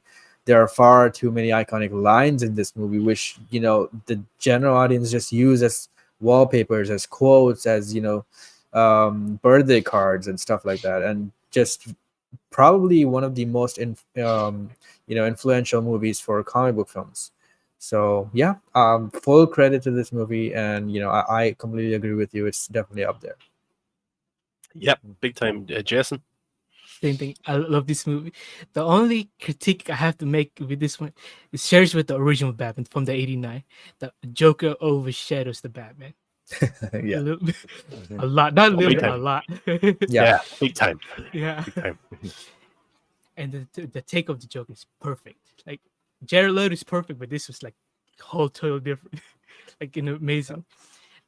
And the only and another critique is the suit from Batman Begins on this one. Yeah. It feels like they took the original Batsuit and stripped it out. You can see the armors. That's it. Yeah. Like they took the rubber out of it. Yeah, it's a lot more slim. Yeah. Mhm. That's the only critique I have for that one. Yeah, I don't like the recasting. I don't like recasts at all that much. And Oh yeah.